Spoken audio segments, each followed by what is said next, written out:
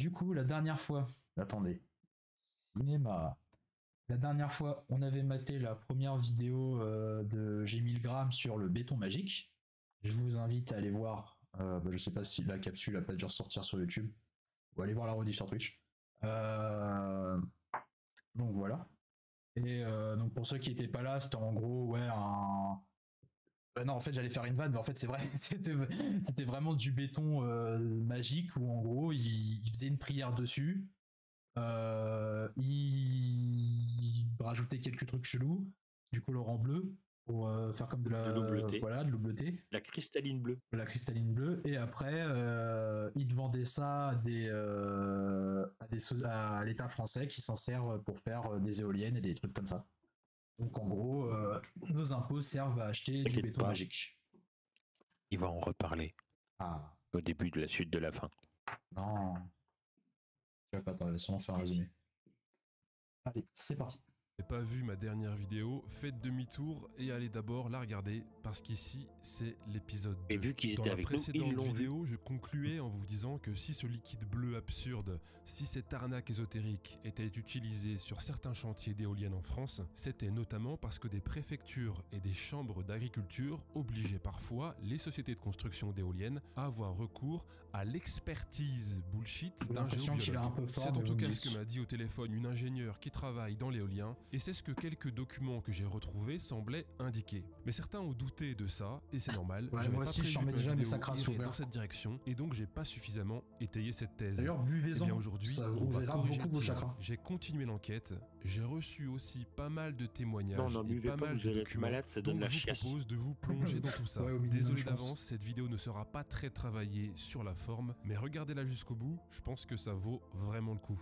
Alors petit aparté, c'est vraiment une galère pour obtenir des documents sur ce sujet. Moi naïvement, je pensais que quasi tous les documents étaient publics et en fait non, il y a pas mal de documents qui sont publics mais pas accessibles en ligne et donc il faut faire des demandes auprès de certaines administrations pour y avoir accès. Et sur ce sujet, les acteurs sont nombreux, il y a X administrations, X commissions, pas facile de s'y repérer et de trouver les bons docs. J'ai aussi récupéré des documents internes qui ne sont pas publics et donc parfois je vous montrerai que des petits bouts où je vous lirai des passages tout simplement pour que les personnes qui m'ont envoyé ça soient pas reconnues et pas embêtées. Est-ce que le bullshit des géobiologues est vraiment soutenu et appuyé par la puissance publique? C'est la vraie question. Pour rappel, les géobiologues, ce sont les spécialistes des coloriages de cartes, ce sont les seules personnes à ressentir des champs d'énergie mystérieux comme le réseau Hartmann, le réseau Curie, les cheminées cosmotelluriques, et donc ils font des jolis coloriages en quadrillé pour te dire de déplacer ton lit de 12 cm vers la droite pour éviter une méchante onde. Bon, personne n'a jamais prouvé l'existence de ces champs énergétiques particuliers, et la communauté scientifique tousse fort dans son coude quand elle entend parler de ça, mais voilà, les géobiologues sont donc spécialistes de tout ça, ce sont des experts de phénomènes imaginaires. Voilà, par exemple, ça c'est un rapport d'un géobiologue réalisé chez un particulier, et donc c'est quadrillé évidemment de partout, de choses que ressentent les géobiologues. Cheminée cosmotellurique négative ici, pour la table de la salle à manger, il faudra veiller à la placer de façon à ce que les convives ne soient pas assis sur les deux failles, voilà, il y a des failles partout. Il y a aussi une bande Hartmann, point d'exclamation, vous voyez des failles, des vendos, des réseaux Hartmann, réseau Curie qui quadrillent toutes les pièces, et donc voilà, ça passe à travers le lit. Je respecte le niveau de bullshit quand même, parce que faut avoir l'imagination. Il n'y avait pas de ChatGPT à l'époque qui détecte ces multitudes de failles et de fallait venir avec des propres conneries. En tout cas, voilà, ça fait peur. Votre maison est quadrillée de sales trucs, va falloir vite payer une harmonisation des lieux. Bon allez, revenons à nos éoliennes. Quand une société construit un parc éolien, elle doit obtenir une autorisation environnementale auprès de la préfecture. La préfecture va étudier le dossier et consulter les différents services de l'État et tout un ensemble d'acteurs dont la CDPENAF, la Commission de préservation des espaces naturels, agricoles et forestiers. C'est une commission publique présidée par le préfet ou le sous-préfet et composée notamment des syndicats agricoles et de la chambre d'agriculture. Et c'est souvent là que ça coince. Les chambres d'agriculture s'opposent très souvent au projet et la préfecture refuse de délivrer l'autorisation environnementale et refuse de délivrer donc le permis de construire. Et donc le poids des chambres d'agriculture est assez énorme. Et donc elles sont en bonne position pour imposer leurs conditions, comme par exemple qu'on fasse appel à l'expertise des géobiologues. Cette expertise qui au final donc conduit c'est un à manque l'utilisation quoi. de ce liquide bleu absurde, hein, je le rappelle. Alors effectivement, c'est pas très étonnant de voir les chambres d'agriculture faire pression pour qu'on fasse appel aux géobiologues, parce que ces chambres sont largement noyautées par toutes ces croyances ésotériques. C'est simple, hein, je n'ai pas trouvé une seule chambre d'agriculture en France qui ne propose pas des formations en géobiologie. Ah oui, carrément, des formations directes. De Côte d'Or, s'initier à la géobiologie. Avec une belle image de baguette et de pendule, une formation délivrée à la chambre d'agriculture par Edwige. Edwige qui est donc géobiologue, mais pas que, hein, elle fait aussi de la télépathie avec les animaux. Voilà. Là, c'est la chambre d'agriculture de la Nièvre, initiation aux pendules et aux baguettes. Et si vous êtes un agriculteur chef d'exploitation, eh bien vous pouvez bénéficier du crédit d'impôt, hein. Et c'est le cas pour toutes ces formations bullshit à la géobiologie, au maniement du pendule et des baguettes, vous pouvez bénéficier du crédit d'impôt, donc voilà, un petit peu d'argent public. Donc voilà, c'est comme ça partout, hein. Là, c'est dans la chambre d'agriculture de Normandie, géobiologie et perturbations. Comme si la vie d'agriculteur n'était pas déjà assez difficile, en plus vous avez des gros combats avec vous. Aucune connaissance préalable n'est demandée, tu m'étonnes. Ici, une autre formation dans la chambre d'agriculture dans l'Allier. J'utilise la géobiologie pour le bien-être animal. Une formation délivrée par Michael Père, géobiologue, mais pas que. Quand on tape son nom sur Google, on tombe sur une magnifique planche pour faire des mesures en bovis. Et c'est un monsieur qui fait aussi des soins énergétiques sur les personnes. Et donc ce monsieur, comme tous les précédents géobiologues, ce sont vraiment des experts pour les chambres d'agriculture. Ce sont les géobiologues qu'ils ont soigneusement sélectionnés.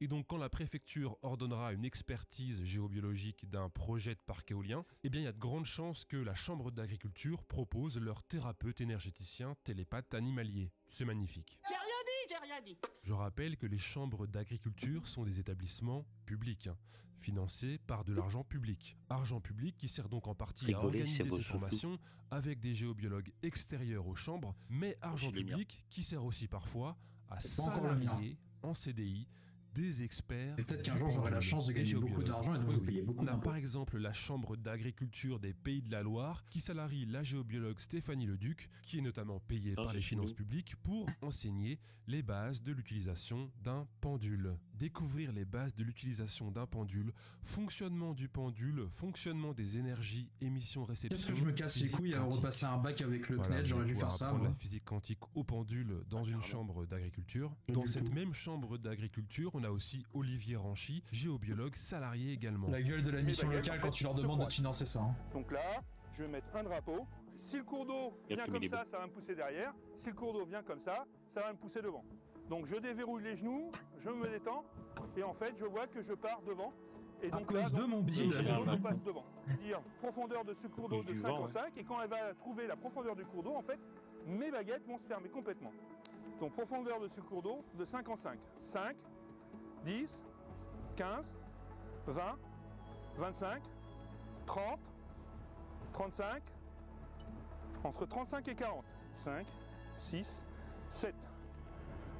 1, moi, c'est toujours le truc qui me fascine avec ce genre de truc. Le mec, c'est est-ce que t'y crois? Est-ce qu'il est assez stupide pour vraiment y croire? Ou est-ce que c'est juste un baratineur? Parce que si c'est un baratineur, je lui en veux pas. Donc moi, je travaille avec de l'acupuncture du sol. C'est ça qui me fait peur, moi. C'est que si l'acupuncture du sol, c'est donc en grande partie financé par l'argent public, encore une fois. C'est beau.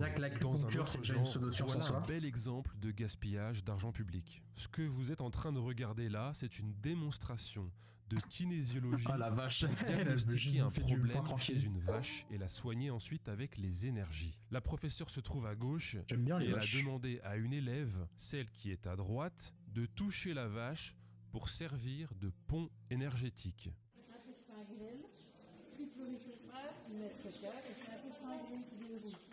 J'ai une vache, première ambiance, deuxième ambiance, troisième, quatrième, cinquième, deuxième, c'est quoi le deuxième? Émotivité, c'est tout. Ok, émotivité, alors c'est quoi? Est-ce que je fais... Non mais elle pose vraiment des questions à la vache là, en mode esprit de fantôme. Ouais.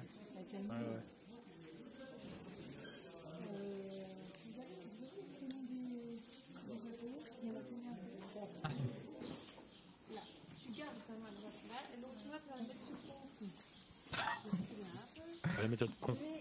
Frère, donc 8, tu vas les suivre. C'est que tes yeux qui bougent, la tête, elle reste devant. Tu respires là, déjà ça. Et quand je te dirai, tu fais tes travaux, je me sens en sécurité. Je me sens en sécurité. Oh, mais filez-lui des antidépresseurs à cette vache, elle était là tranquille, merde.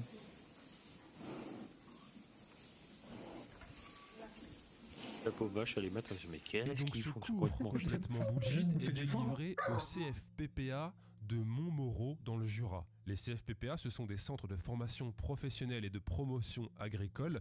Ça dépend du ministère de l'Agriculture et c'est donc encore une fois l'argent public qui finance tout ça. Et c'est tout récent ça date de 2023. La vidéo et les documents m'ont été envoyés par une élève du lycée agricole, dégoûtée par toutes ces charlataneries.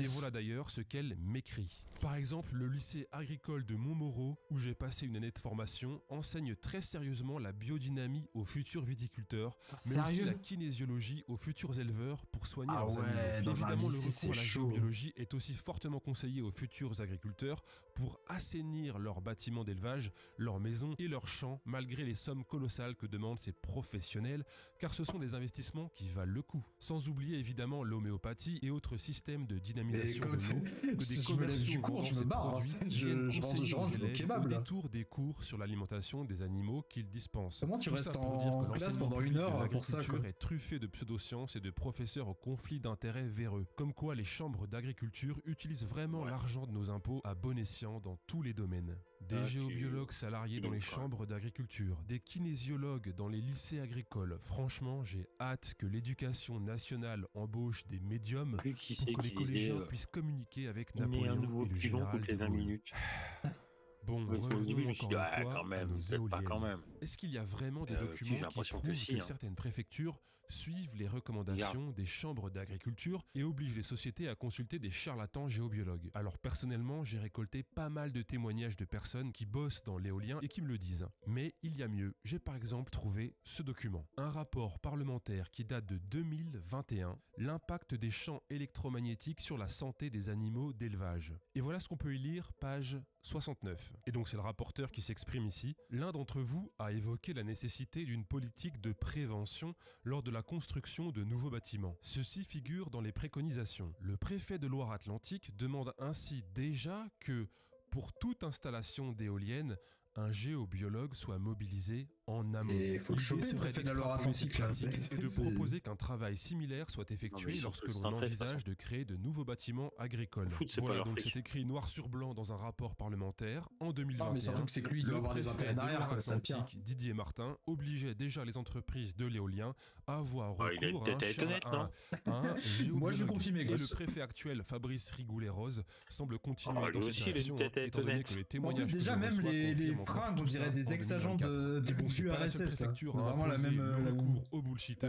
Et d'ailleurs, dans ce rapport parlementaire de 2021, on voit que le rapporteur, le député modem Philippe Bolo, semble trouver cette mesure très bien puisqu'il propose de généraliser la pratique. Idée géniale, j'en suis sûr. Non. Et d'ailleurs, d'après les témoignages que je recueille, la pratique se généralise de plus en plus et dépasse même l'éolien. Petit témoignage de Marc. Je voulais vous faire part de l'actualité du moment concernant l'élaboration des cahiers des charges concernant l'agrivoltaïque. Je suis chargé de mission en environnement et j'accompagne les agriculteurs pour l'élaboration du cahier des charges. La géobiologie est en train de s'imposer dans le règlement Pays de Loire avec le recours à une étude systématique sans qu'il n'y ait la moindre remise en question. C'est une véritable catastrophe. Allez, un autre petit témoignage, dans l'éolien cette fois. Voilà ce que m'écrit Henri. Ça fait 7 ans que je me bats contre le géobiologue. J'étais chef de projet dans l'éolien et la chambre d'agriculture m'a imposé un de leurs géobiologues. Ils font peur à tout le monde. Dans ta vidéo, tu montres Luc Leroy, ponte du domaine qui fait peur à tout le monde. Le discours est simple, il n'y aura pas de problème si moi j'interviens. Dans le Grand Est, on a des refus de permis par crainte des champs magnétiques. Bref, bravo, il faut dénoncer cela. L'État laisse trop de pouvoir à ses escrocs et les chambres. Non, mais il faut dénoncer ça, mais genre, c'est pas G. Milgram qui doit en parler, c'est des cryptes là, c'est trop une dinguerie. Avec un discours simple et nauséabond. Si j'interviens, pas de problème. Sinon, on risque de Vous voulez pas parler de ça sur CNews pour une fois? Que les chambres d'agriculture et les préfectures ont obligé les exploitants éoliens à faire venir un géobiologue. Comment ça se passe sur le terrain? Et à quoi ressemble un rapport d'expertise de géobiologue? Bon, alors j'ai récupéré des documents internes que je ne peux pas vous montrer en intégralité, mais déjà on peut trouver ce genre d'images dans ces rapports scientifiques.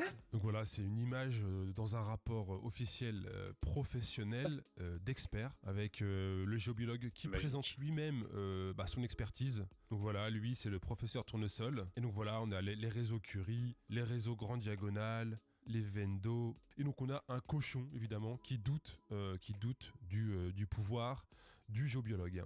Le sceptique est un cochon. Bon, sinon les PDF font souvent une quinzaine de pages et on y trouve par exemple une partie qui présente des outils de mesure censés rassurer un peu sur le sérieux de la prestation. Mais bon, concrètement, voilà ce que me disent les professionnels de l'éolien qui assistent aux prestations des géobiologues. Pour le déroulé de l'expertise, ne te fie pas au rapport. Ils n'ont pas du tout utilisé tout ce qui est indiqué dans la section matériel et méthode, mais uniquement leur baguette à angle droit et une baguette de l'échelle. L'antenne de l'échelle, vous vous souvenez, c'est le truc qui permet de repérer les entités, les cheminées cosmotelluriques, etc. En tout cas, voilà le genre c'est vraiment les sourciers dans ces rapports de géobiologues. Dans la zone de recherche, il a été détecté 3 Vendo et un réseau de jour, actif. Quoi. Si ces mêmes Vendo faillent ou réseau Curie actifs, regardez les cons et cherchez-le avec un bâton. Les perturbations vont avoir un effet. Il est recommandé de placer les éoliennes en zone neutre, c'est-à-dire sans Vendo, faille et réseau Curie. Il est préconisé de retrouver une zone plus convenable où les sources de perturbation sont moins importantes pour l'éolienne E3. Donc voilà, on a les géobiologues experts qui demandent à ce qu'on change l'emplacement des futures éoliennes à cause des réseaux d'ondes imaginaires qu'ils sont les seuls à percevoir. Dans un autre document interne, voilà ce que j'ai pu lire sur les conclusions des experts géobiologues. Faille tellurique, entité, Vendo, information béton, courant parasite, mise à la terre, etc. Vous avez bien lu. Les experts imposés par les services de l'État trouvent même des entités sur les sites des parcs éoliens. Et combien est-ce qu'il faut payer pour avoir droit à cette expertise d'exorcisme éolien ? Eh bien, j'ai aussi l'info dans le même document interne. Alors les prix varient un petit peu. Là, j'ai entre 700 et 500 euros l'intervention sur un parc éolien. Mais ça, c'est un mauvais géologue, ça. Ici, entre 1500 et 2000 euros. Là, j'ai 3000 euros. Ici, 3000 euros. Ici, dans un autre parc, pour l'intervention de 2 géobiologues, 1600 euros pour 3 éoliennes, plus 400 euros par éolienne, plus frais kilométriques. Bon, mais ça, c'est juste le prix de l'expertise, Ensuite, quand les géobiologues ont trouvé les entités, les failles cosmotelluriques et les réseaux Curie imaginaires, il faut faire une autre intervention pour régler le problème. Voilà par exemple ce qu'on peut lire dans un dossier d'expertise. Il est recommandé d'informer le béton au moment du coulage. Cette opération peut être réalisée par Philippe Dugast. Il conviendra de prendre rendez-vous afin de réaliser cette opération. Voilà, donc là, on a un géobiologue envoyé par la Chambre d'agriculture qui recommande d'avoir recours à une autre prestation payante qui sera réalisée par un de ses collègues géobiologues à base d'informations énergétiques du béton. Et la prestation ressemblera probablement à ça. Donc celle-ci est tirée d'un document interne, dépôt de poudre informée. Donc voilà les différentes options que les géobiologues préconisent. Une information immédiatement avant le coulage à l'aide de dispositifs informés positionnés sur le ferraillage de manière précise, assortis de poudre informée sur la totalité de la dalle de base. Non mais moi j'imagine c'est les mecs du BTP, c'est de la mission d'intérim. Ils sont là avec la pelle sur l'épaule et ils attendent et regardent ce mec faire ça, tu vois. Donc il y a aussi évidemment une dynamisation dans les toupies, méthode pneumatite. De la poudre informée. Informé avec quoi ? Avec une intention, avec l'énergie du géobiologue. On est juste exactement dans le même délire que tous les pseudothérapeutes quantiques dont je parle sur ma chaîne depuis le début. Sauf que là, si ces mecs sont sur le terrain, payés à faire ça, c'est parce qu'ils ont été envoyés sur place par les services de l'État. Quelle indignité. Nous sommes sur le service public. Et donc dans d'autres documents internes, les experts géobiologues préconisent tout simplement d'utiliser donc du pneumatite, cette daube bleue absurde, pour résoudre les problèmes de réseau Curie imaginaire. D'ailleurs, un des conducteurs de travaux d'un parc éolien qui a été obligé d'utiliser du pneumatite m'a contacté et voilà ce qu'il m'a dit. Je te confirme qu'on avait bien un charlatan du genre qui a posé ses gris-gris manufacturés enchanté et son eau à mettre dans le béton. Et pour info, la meuf a pris 10 000 euros juste en honoraires, sans compter la fourniture du produit et des objets enchantés. Objets fournis par une connaissance à elle, ils doivent partager les bénéfices. Ah oui, et donc ça, vous allez me dire que c'est sûrement un détail, mais je trouve que ça complète bien ce tableau scientifique. Vous vous souvenez de cette photo une chauve-souris dehors à cause de la fenêtre ouverte, ça lui a pas plu. Vidéo. Depuis, j'ai pu récupérer une autre photo de cette voiture pneumatite qui va sur les chantiers éoliens français pour balancer sa cristalline bleue à 300 € le litre. Et donc voilà la photo, elle est en bien meilleure qualité que la précédente. Ah ouais, ils ont carrément des... Vous remarquez rien. Regardez cette petite pastille qui trône fièrement sur le pare-brise. Non au vaccin. Et c'est non au vaccin au pluriel, hein. C'est même pas le traditionnel non au vaccin Covid. Hein. Ça va, j'étais là, mec. C'est peut-être un détail, hein, mais je trouve que ça illustre bien la rigueur scientifique de l'expertise de ces mecs. Et encore une fois, les services de l'État ont participé activement à la venue de ces mecs sur les chantiers éoliens. Lunaire. Bon, je suis désolé, mais la vidéo n'est pas terminée. Pour moi, la mafia dans Les Sopranos qui estorque les chantiers, c'est moins d'extorsion que ça. Un nouveau rapport, un rapport très récent, le truc a moins d'1 an. Il a été publié en décembre 2023. Et surtout cette fois, c'est carrément un rapport ministériel.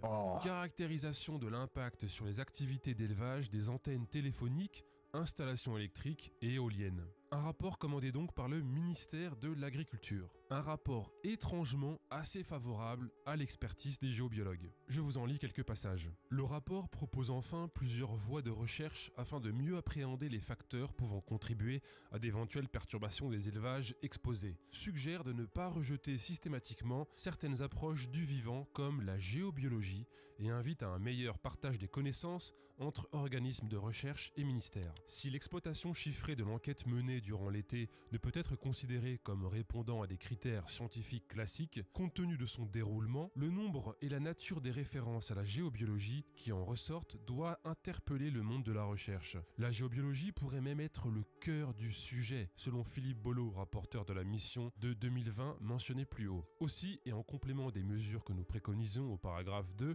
la recherche doit investir ce domaine. Et donc parmi les 6 recommandations de ce rapport ministériel, on a donc la recommandation numéro 2, la recherche devrait explorer les pratiques développées sur le terrain par certains géobiologues pour en identifier les éventuels fondements scientifiques.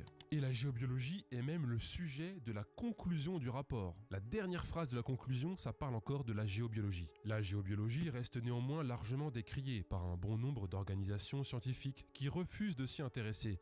Pourtant, comme le disait Aristote, le commencement de toutes les sciences, c'est l'étonnement de ce que les choses sont. Vraiment, ils ont dit ça dans un truc officiel. On a donc là un rapport ministériel plutôt favorable à l'expertise des géobiologues et qui demande à la communauté scientifique. Non, mais il m'a sorti Aristote comme moi dans mon truc de philo qui essaie de gratter des points. Même si la science ne le comprend pas pour le moment. Rappelle-toi, il y en a une qui avait sorti. On a d'ailleurs la Fédération française de géobiologie, un grand pouvoir implique des grandes responsabilités. Qui a fait un communiqué pour dire qu'elle était super contente de ce rapport ministériel. Électromagnétisme. Mais encore une fois, le pire, c'est que c'est même pas Spider-Man qui dit ça. À la hauteur des enjeux. Les géobiologues sont très contents. Le rapport souligne l'importance de prendre en compte les analyses des géobiologues pour mieux comprendre et atténuer les effets des ondes électromagnétiques sur les élevages. Voilà, donc les géobiologues sont plutôt très contents de ce tout nouveau rapport ministériel. Et dans le rapport, en gros, il est dit que certains géobiologues peuvent avoir des pratiques douteuses, mais que d'autres se professionnalisent et ont une approche plus rigoureuse. Donc je vous relis un petit passage. Des géobiologues professionnels fortement sollicités. Les visites de terrain et les entretiens ont confirmé les résultats de l'enquête, à savoir l'importance des sollicitations des géobiologues. Ceux du réseau ProSantel interviennent sur les exploitations agricoles avec une grille d'analyse globale de l'exploitation et rapportent leur diagnostic par écrit, ainsi que les préconisations d'action de correction. Il y aurait en gros le mauvais géobiologue et le bon géobiologue. Et le ministère de l'Agriculture a identifié les vrais bons géobiologues, le collectif ProSantel qu'il cite dans ce paragraphe. Collectif ProSantel qu'on retrouve d'ailleurs tout le temps sur les chantiers éoliens. Et d'ailleurs, quand on va voir tout en bas du PDF quels géobiologues les auteurs ont consulté pour rédiger ce rapport, eh ben on peut constater que tous les géobiologues, les 4 géobiologues vraiment, je suis désolé pour tous les mecs qui regardent live et qui sont dans la mafia.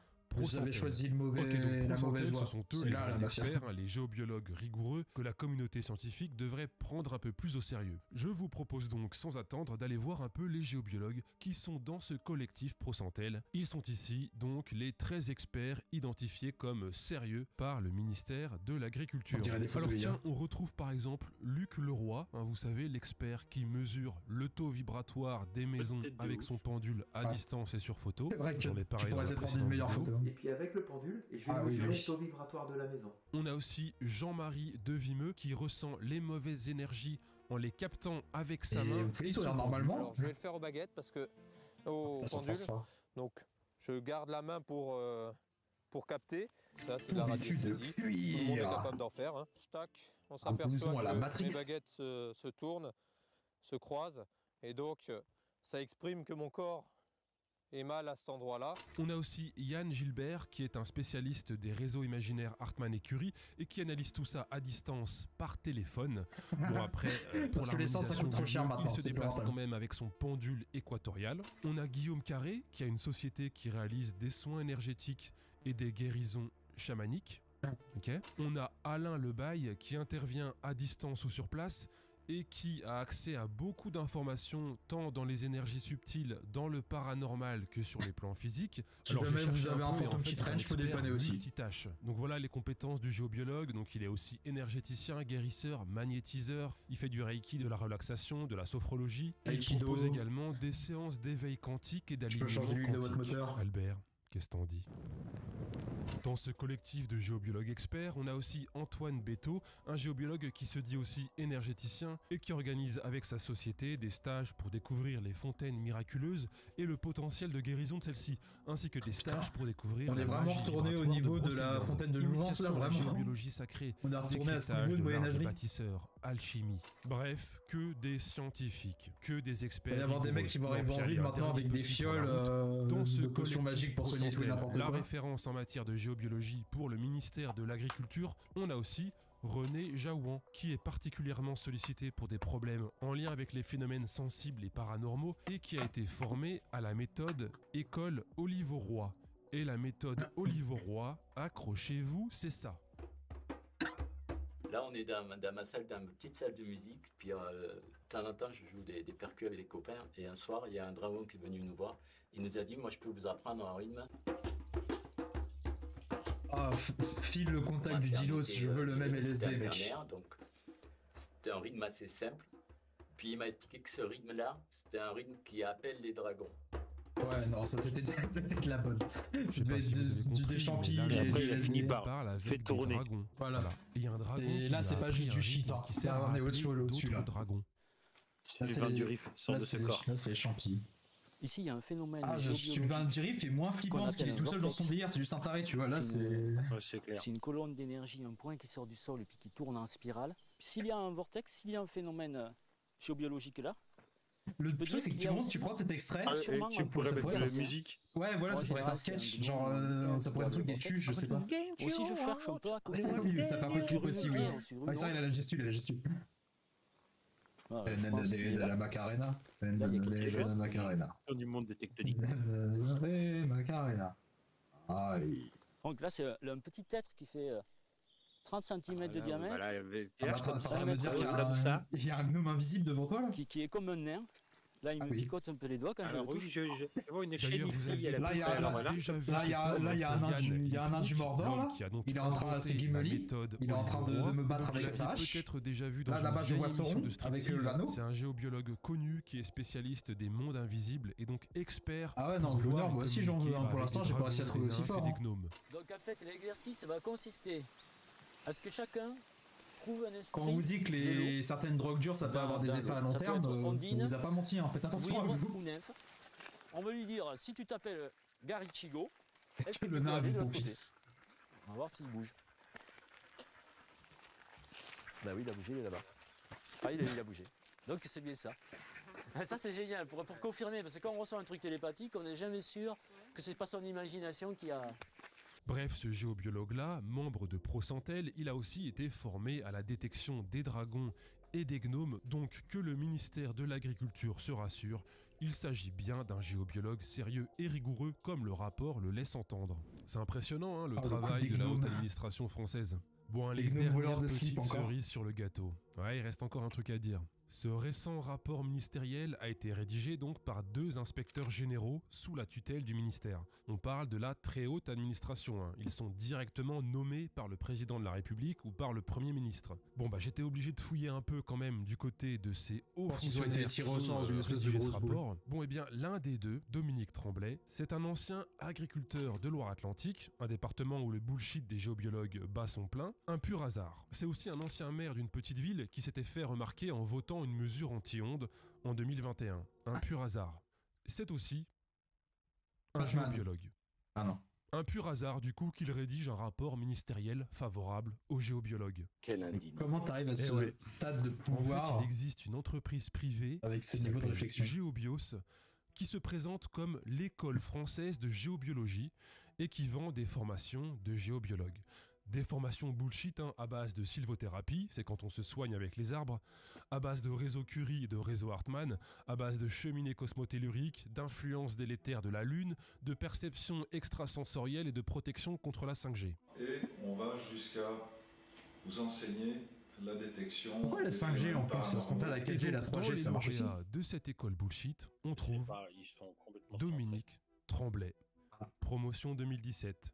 Le haut fonctionnaire co-auteur du rapport ministériel. Il y a du monde, à chaque classe, chaque année, il y a du monde quand même. Du coup, j'envoie un mail à l'école française de géobiologie. Je me fais passer pour une potentielle future élève. J'aimerais bien qu'ils disent le prix de sur Dominique Tremblay pour vérifier si c'est bien le bon. Et la réponse est positive. Dominique a suivi notre formation en 2016. Dominique a beaucoup œuvré géobiologiquement pour l'agriculture et notamment l'élevage. Est-ce que c'est pas un genre de rupture de laïcité, ça? C'est comme si un ministre catholique ou musulman faisait la promotion de l'eau bénite ou des 5 prières par jour en conférence de presse. Mec, si tu crois que tu peux équilibrer des cheminées cosmotelluriques avec ton pendule et détecter des entités paranormales avec ton antenne de l'échère, y a pas de souci, mais fais ça chez toi. Fous pas ça dans un rapport ministériel, en fait. Franchement, c'est assez incroyable de voir ces croyances quasi religieuses noyauter comme ça les services de l'État. Ah, c'est pas juste quasiment religieux, c'est religieux. Du bullshit. Faut pas qu'on s'étonne ensuite de voir de la cristalline bleue absurde préparée à base d'os de pigeon et d'ailes de papillon sous la récitation de textes religieux être utilisée sur les chantiers éoliens. Bref, reprenons la recommandation du ministère de l'Agriculture. La recherche devrait explorer les pratiques développées sur le terrain par certains géobiologues pour en identifier les éventuels fondements scientifiques. Ces mêmes géobiologues donc qui sont spécialistes en communication avec les dragons, en rééquilibrage quantique, en harmonisation des maisons aux pendules et en guérison chamanique. Ouais, bien sûr. Donc vous avez compris, mesdames et messieurs de la communauté scientifique, remballez un peu votre arrogance et mettez-vous... Ça doit les regarder chelou quand même quand sur Tinder ils disent quel job ils font dans la vie. Pneumatite anthroposophique et la détection d'entités au pendule. Les géobiologues ont beaucoup à vous apprendre. C'est le ministère de l'Agriculture qui vous le dit. Cette vidéo n'était pas sponsorisée, ça finit elle était sponsorisée par vous, chers tipeurs et patreonneurs. Donc un énorme merci à vous qui me permettez de prendre du temps pour réaliser ces petites enquêtes. J'espère que cette vidéo restera en ligne, même si j'ai balancé 42 noms. J'ai pas voulu tout anonymiser, tout simplement parce que toutes ces activités sont publiques. Voilà, et je pense que ces informations sont utiles, et c'est en ayant conscience d'un problème qu'on peut commencer à essayer de le régler. Quand il n'y a pas d'information, il n'y a pas de problème. Donc merci d'avance de partager cette vidéo pour partager l'information. Abonnez-vous si c'est pas encore fait. C'était G. Milgram. À très vite. Et bah, très drôle et très bonne vidéo qui fait bien suite. Ouais.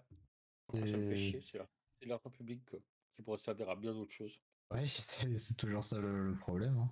C'est le problème principal, parce qu'à la limite, si c'est juste des gens qui juste perdent de leur argent bêtement, bon bah, tant pis pour eux quoi, mais bon, là cet argent, il pourrait servir à payer des logements, à nourrir des gens, tout ça quoi. Ouais, soit à soigner des gens aussi bêtement, hein, on va dire. Oui, aussi tout simplement dans l'hôpital, les hôpitaux, les écoles, voilà quoi. Enfin, après la vie est une question de priorité, j'ai envie de te dire. Voilà, mais si à ma mission locale, les enveloppes d'argent elles arrivent 6 mois en retard, c'est parce qu'il y a une partie de l'argent qui va là-dedans, quoi.